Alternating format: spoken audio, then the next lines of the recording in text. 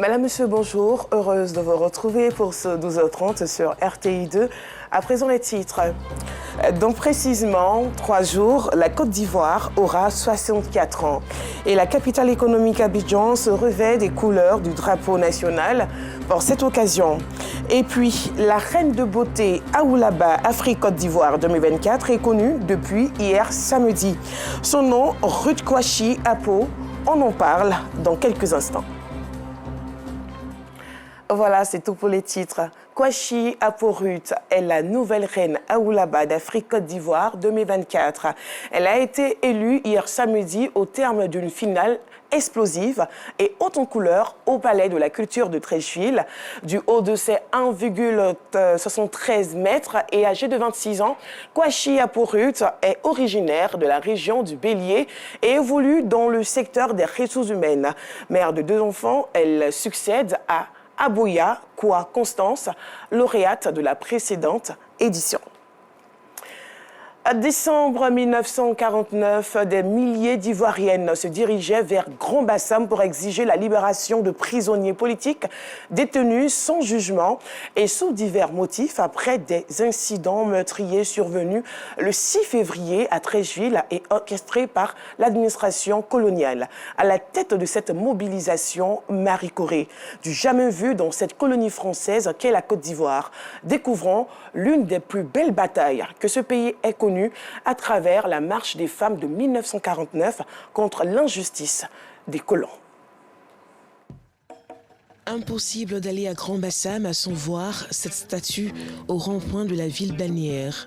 Le monument à la marche des femmes immortalise le courage de ses épouses, mères, sœurs, en 1949, qui s'insurgeaient contre l'arrestation arbitraire de leurs époux, fils et frères par les colons français. Bien plus, elles demandaient leur libération.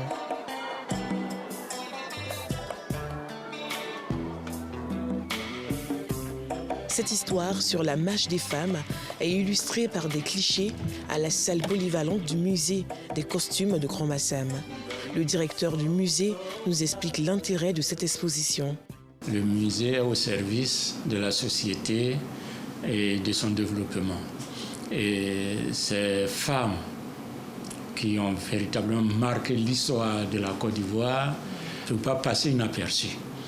Et donc, quand il m'a été demandé de réserver une place au musée et à ces femmes, je n'ai pas du tout hésité. Il nous accompagne dans la salle où trônent les photos des braves femmes de 1949. Monsieur Chiakuson va vous présenter, va vous donner l'histoire typique qui ont caractérisé cet événement. Nous sommes frappés par la disposition particulière des photographies et aussi par l'impact de l'énergie que chacune d'elles transmet. Qui sont ces femmes qui ont tenu tête aux colons? La Côte d'Ivoire n'était pas encore indépendante. Alors, d'où ont-elles puisé toute cette force? Nous sommes en fin 1948 et au sein du PDCI, qui est le parti le plus fort de l'époque, il y a quelques petites dissensions internes. L'un des sénateurs du PDCI, Étienne Dioma, quitte le parti et crée un nouveau parti qui est le Bloc démocratique et burkinabé. Il décide d'organiser un meeting d'explication non loin du cinéma ABC à Treichville, non loin du siège du PDCI. Son meeting, plusieurs fois reporté, finalement est transformé en pugilat.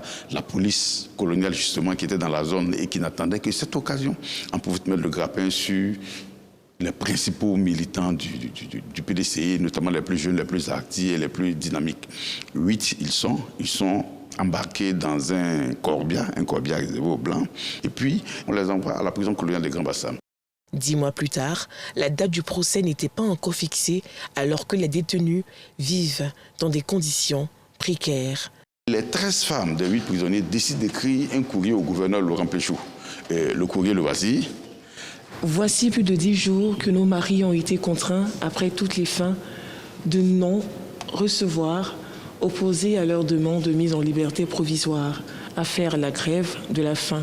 Aucune décision n'est encore intervenue et aux dernières nouvelles, nous apprenons que 3 d'entre eux sont déjà dans un état d'extrême faiblesse. Voici donc que les 13 femmes doivent venir le 19 soir à Grand Bassam. Leurs sœurs leur disent, non, vous n'irez pas à 13. Influencer un blanc qui a mis les gens en prison. Attendez donc qu'on se prépare et qu'on vous accompagne allègrement. Ces prisonniers, ce sont Camara Lama d'abord, Albert Kofi Parezo, Séri Coré, Dacosta Vieira, Ekra Mathieu, Jean-Baptiste Moquet, Bernard Blindadier, et puis finalement Williams Aka Jacob, celui qui a laissé son nom à Williamsville. Le 20 décembre 1949, une première manifestation est organisée dans le calme, mais sans résultat. Près de 500 femmes quittent Trècheville, quittent Adjamé, quittent Abobo, rencontrent les autres femmes de Port-Boué et viennent voir le procureur. Elles arrivent autour de 16h, le procureur, il refuse de les recevoir, elles sont donc obligées de repartir, pas à Abidjan, mais elles dorment à l'Impérial à Grand Bassam. Le 22 décembre 1949, plusieurs délégations de femmes manifestent devant le palais du procureur.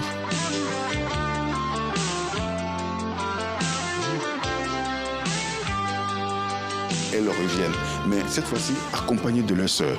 Elles ne sont plus 500, elles sont plus de 1000. Le procureur, il prend peur, il demande à la police de les chasser. La police les chasse. Alors quand elles se retrouvent chez le chef Kofi Damo, au quartier phare, elles prennent la décision que le lendemain, elles n'iront plus voir le procureur, elles iront directement à la prison, libérer les hommes. Les colons décident d'étouffer la marche en interdisant aux propriétaires des véhicules qui les transportaient d'y mettre un terme. Elles décident alors de faire le reste du chemin à pied. Marie Coré, l'une des initiatrices de la manifestation, appelle les femmes à résister. Mes sœurs Bété, Baoulé, Dioula, Gouro et partout, n'ayez pas peur. Ce n'est pas parce qu'on nous envoie un jet d'eau avec du sable que nous devons nous décourager, car une personne qui veut aller au secours de son époux, de son frère, de son fils, ne doit pas reculer devant si peu de choses. Le 24 décembre 1949, dès l'aube et face aux multiples refus du procureur blanc de recevoir leur délégation, une stratégie digne d'une organisation militaire va voir le jour. Le 23 décembre, quand elles prennent la décision de marcher sur la prison coloniale, l'une d'entre elles qui s'appelle Marguerite Sakoun, elle leur explique que déjà la nuit, il y a un dispositif militaire sur le pont. Donc, ce n'est pas évident demain qu'elle puisse passer. Elle a dit, on va donc se subdiviser en 3 sous-groupes. Le premier sous-groupe, c'est le groupe des femmes Akan, celles qui comprennent le Tui, la langue Akan. Vous allez déjà passer sur le pont. Quand les militaires vont vous arrêter, vous leur dites simplement que vous habitez là-bas, puisque justement, juste après le quartier colonial, il y a un village Nzema. Et donc déjà, presque 1 millier de femmes passent et viennent dormir à la Belle Étoile, ou encore chez Almaï Raji, chez Abremarké Touré. Et puis, il restera un gros lot qu'on va subdiviser en 2. On va vous poster dans des pirogues en face de la prison, sur la lagune ou l'Adine. Vous allez donner l'impression avec les pagaies que vous voulez traverser la pirogue pour aller directement. Les gendarmes seront obligés de venir sécuriser la prison en vous regardant, mais en vous regardant, justement, ils vont donner dos à la prison. Ça veut dire qu'ils n'auront plus les yeux sur la prison. C'est là maintenant que interviendra le Fonds 3, dirigé par les jeunes filles comme nous. Nous, on va attaquer effectivement les militaires. À un moment donné, il y aura des cris. Les cris seront le point de départ pour que vous, les dames du front 1, qui avaient dormi au quartier France depuis la veille, soyez en train de ramper sur la plage et prendre la prison. Et c'est ce qui s'est passé exactement le jour-là, le 24 décembre 1949, autour de 14h. Pendant que les militaires croyaient qu'ils avaient tout barricadé et qu'aucune femme n'était passée, sauf les 3, voilà qu'ils apprennent, les pauvres militaires, que la prison coloniale de Bassam est prise d'assaut. Après 10 mois de résistance et à la demande de Félix Houphouët-Boigny, alors à la tête du PDCI, la marche prend fin. 3 mois plus tard, les militants obtiennent une mise en liberté partielle. Les femmes ont senti la nécessité de remplacer les hommes. Comme ça s'est passé en 1936, au cours de la Deuxième Guerre mondiale en Europe. Aux États-Unis, les femmes ont senti la nécessité de remplacer les hommes à l'usine. Ces femmes entrent dans l'histoire. Leur courage et leur combat pacifique est le symbole de la non-violence.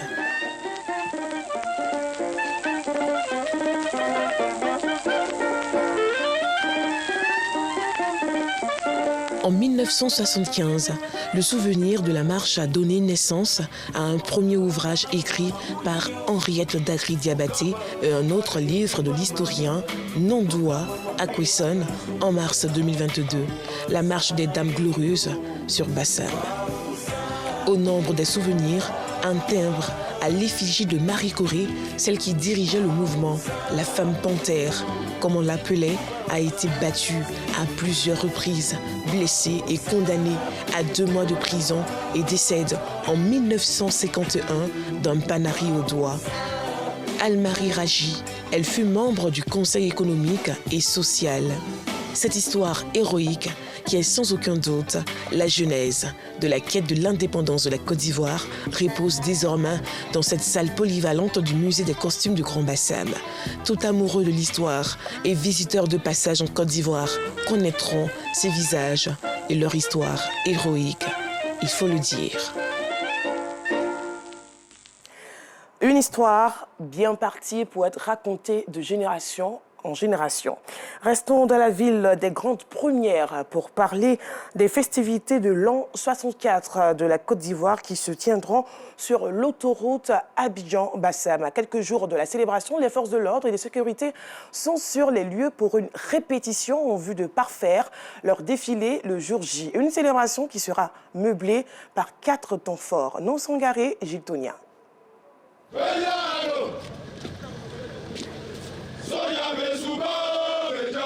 Ce défilé n'est qu'un exercice en prélude à la célébration officielle de l'an 64 de l'indépendance de la Côte d'Ivoire.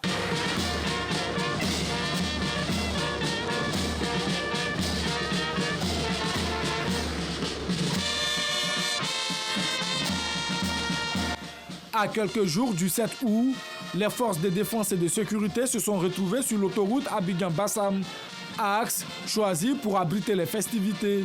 Ils y sont pour les derniers réglages en vue d'une prestation de qualité le jour J. Il faut savoir que depuis un peu plus d'un mois, une commission a été mise en place pour conduire les différentes répétitions, d'abord dans les unités et centres de formation, ensuite sur le plateau nord à Akwedo, et depuis le 31 juillet, nous sommes sur l'emprise de l'autoroute du péage de Grand Bassam pour parfaire le défilé. Le 5 août, nous allons terminer les répétitions grandeur nature pour nous préparer pour le jour J. 4595 civils et militaires prendront part au défilé, soit un effectif de 3800 forces de défense et de sécurité et corps paramilitaires ainsi que 794 civils. Une célébration meublée par 4 temps forts. Au cours de ce défilé qui marque l'an 64 de l'indépendance, vous allez voir l'exécution intégrale de l'hymne national. Ensuite, il y aura un défilé pédestre, il y aura une parade aérienne, des sauts en parachute et un défilé motorisé. Cette commémoration de l'an 64 de la Côte d'Ivoire, qui se veut festive et populaire, verra la participation de la Chine comme pays invité d'honneur. Terminons ce journal dans l'esprit de la célébration de l'an 64 de la Côte d'Ivoire. Abidjan se revêt des couleurs du drapeau ivoirien orange, blanc et vert. Notre reporter Aïcha Guiri s'est rendu dans plusieurs communes du district autonome d'Abidjan. Son reportage. À l'occasion du 64e anniversaire de la fête de l'indépendance de la Côte d'Ivoire, le district d'Abidjan est drapé dans le drapeau national orange, blanc et vert. Dans les rues de la commune de Cocody, le pavillon tricolore symbolise l'aspiration à la souveraineté. C'est très important de mettre les drapeaux dans les rues parce que ces drapeaux-là ont plusieurs signes. Ça montre d'abord qu'il y a une fête nationale qui s'annonce puisque nous sommes dans le mois d'août. Et ça montre aussi que chaque Ivoirien doit se préparer à pouvoir célébrer cette fête nationale. Cette fête-là vient rassembler les Ivoiriens. Cette fête-là vient traduire l'union, discipline, travail prônée par la Constitution. C'est nécessaire de voir les drapeaux dans les rues pour que tout le monde puisse savoir aujourd'hui que la Côte d'Ivoire a un an de plus. Après la commune de Cocody, nous nous rendons dans la commune du Plateau. Ici aussi, le constat est le même. L'emblème national est à l'honneur. Il est magnifié par les citoyens. On ne peut pas célébrer la fête de l'indépendance sans montrer les couleurs. Les couleurs, et là, ça nous représente, ça nous montre que nous sommes déjà prêts pour la fête de l'indépendance. En voyant le drapeau, ça rend le pays encore plus beau. Franchement dit, moi-même quand je vois même, je suis fière de mon pays, je suis fière aussi de mon président. Ça montre vraiment que nous sommes libres. La commémoration de l'an 64 de l'indépendance se déroulera le 7 août 2024 dans la station balnéaire de Grand Bassam, dans la région du Sud Comoé. Thématique au cœur de la célébration, la jeunesse ivoirienne et forces de l'ordre et de sécurité pour l'engagement civique et la responsabilité citoyenne. C'est la fin de cette édition. Merci de l'avoir suivi. Portez-vous bien.